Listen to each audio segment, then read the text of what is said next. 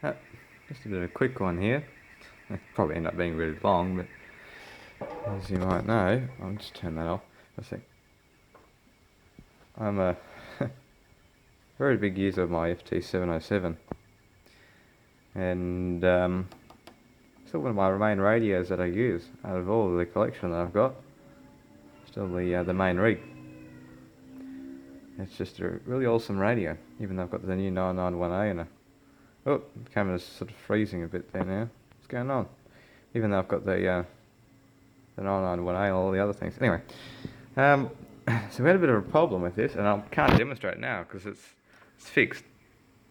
But the S1 sort of sitting at. Actually, it's getting a bit higher again. Oh, look at that. Yeah. That S1 noise floor it is. This was up to S9, right? Just on receive with, and you know it's normally below S0 here, and it's just it's just annoying. And signals are right up, like, you know, someone who'd be S9 would be like 20 dB over, and you'd be going, what's going on here? Not there's actually Yaesu actually. I can see if I can find it here. They give you. Oh, hang on. I can't. Oh, here it is. Here, just down here. They actually give you measurements in dBm of what you got to measure, but you got to have the proper equipment, which I don't. All I've got is a crow and a few sig gens, and a good brain. But that was sort of so. It was on the IF board, which is this board that we're looking at here. So AF audio frequency board up here, IF and RF board underneath here. And IF board, I actually removed it. It's not even screwed in. But anyway, there's another problem with this thing. I'll go into that later. But so you can see here, so that what I was probing around was 7300. What's your opinion on the new 7300?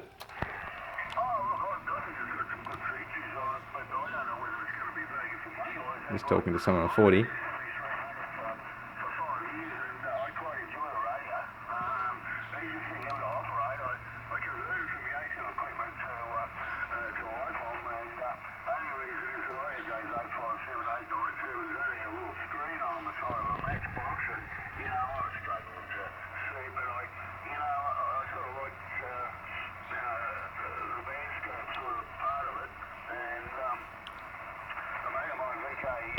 So, I distracted for a second there, and then I made a little contact on HF just to see how we're going. It's working alright, so as you can see, we've got a guy talking there now. And if we go down, yeah, noise floor's gone right down to S1, like it should be. And I'm going to talk a bit about the problem here. So, this is the IF board. It's just not focusing this way. Anyway, IF comes in here, goes out here where I've got my probe, and I'm not sure if you can see, there's a sideband filter, it's a width filter. Where is it? This knob here. And out of this filter we've got we've got these two amps, another amp here, another amp here, and I thought that was really loud, the strong signal. This here, on this computer here, that was like, up to here, and no way at all is just calibrated, but oh, the screen's gone yellow. Hang on, there might be something on my camera. So I sort of thought, one of these amps is going to be going to have an open resistor or something, supplying it with the wrong bias or voltage. But no, I checked all the resistors. Some in there sort of drifted a bit, but nothing major. So I thought, you know, I'm not going to worry about it. So I thought, you know, I don't know. So I thought I'm going to have to check before the filter, but there isn't really any amps before the filter, the sideband filter. Trying to think back now. I think there is this guy here, I think it is. So I had to check that. But before I got to check it, fixed itself. I switched it on. So, I mean, it's good. I don't have to do anything, but still, you know, it could have come back up again. But now, here's the interesting part. I'm just probing the IF frequency after the filters.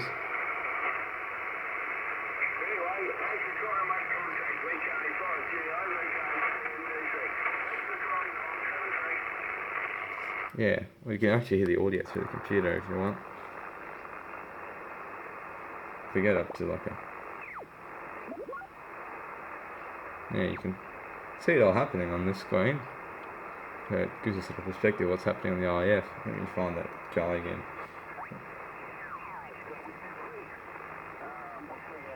Oh. There's this width control here, and a lot of rigs have this, the IF width. And a lot of people undermine it, but I reckon it's a great feature. Watch this. Look at that, it's just narrowed it right down. And, you know, you can pay a lot of money for a sideband filter.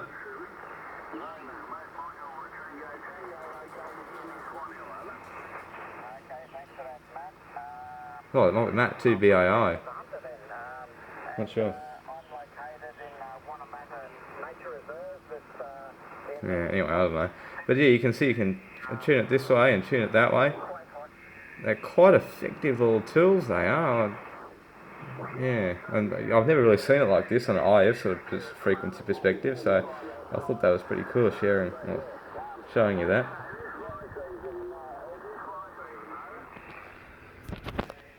And I also did a calibration to the meter while I was at it.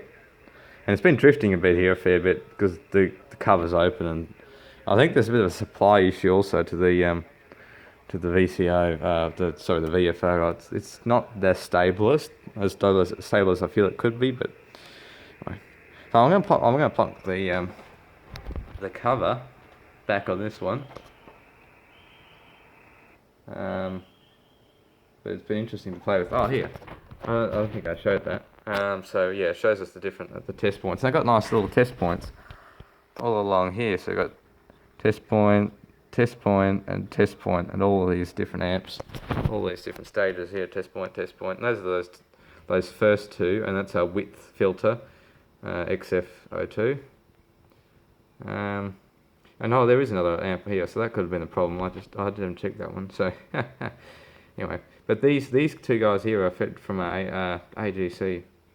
AGC? Yeah, AGC, not ALC, AGC. So you can see that goes down there to AGC voltage pin. AGC line, where's it down there? So the AGC controls the gain of these guys, which controls how loud it comes out of the speaker, sort of the signal. Because our signal meter, estimator, goes off the AGC line. So if I actually want to show this. So I'm going to get this little guy, plonk him onto ground here. Got a 20 volt scale. I'll turn that background light on so you can see what's going on. I'm going to probe down to the AGC line, and I'm not sure if it's making connection to ground. I'll go down to AGC, which I think is this one down here. 3 volts. And as I adjust this, I'm going to try and. That's not going to want to stay, is it? Sometimes you can just anyway, if I adjust the RF gain, there you go, you can see the AOC voltage change. And then look at the S meter. So this voltage goes up. So if this voltage goes down, the S meter voltage goes up, and the meter voltage is, I think, it's the next one along. So I think that's this one here. That's the meter. Oh, hang on. Where is it? Let me bring up on the schematic here. So, meter. Oh, that's pinned just after the 8 volts. So what we got? We got the 8 volts. Yeah, that's meter there. Can we get onto it? Is it? I'll try and get the. Yeah, you can see the meter change. So I'm going to bring this RF gain up. I'm going to have to use my other hand to this. RF gain's going up, and our voltage is going up in our meter. That's something very interesting about these 707s, but yeah, there you go. A bit of fun. A bit of useless information that you'll probably never need, but.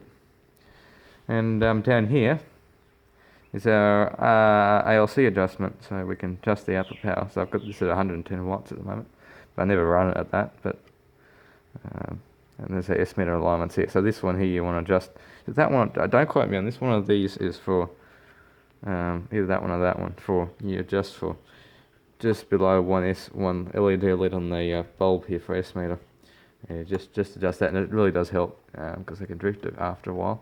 So if you just disconnect the antenna, have nothing connected to it, just adjust it just after the first LED disappears. Yeah, you can see that's pretty much on frequency. That's just a tiny bit off. I'm not too worried. And then obviously this guy here is sort of on a clutch here, so you can sort of just spin it around and put it where you want to go. And you've got the counter display, which I really like about these. And AM, I fixed AM was a bit poor on this as well, and CW. So I think I did videos on that. What I did there. Anyway, and I read some really interesting things about if you've got the earlier models, you can see that's sort of a later model, a serial number there. But if you have the early models, there's quite a few things I didn't really get right. So there's a few modifications you can do to them in the PA section and mixer sections to make them couple better. Anyway, I'm going to do a bit of an alignment on this. I'm going to stick the signal gen on and just peak some of these slugs here, see if I can get the most out of it. Now this problem solved, and yeah, well, it's a great radio, the 707 is. And the chickens are making a bit of noise in the background, but great radio. And I'm just using a little SDR just to probe that. Nothing fancy here. Anyway, I think that's it for now.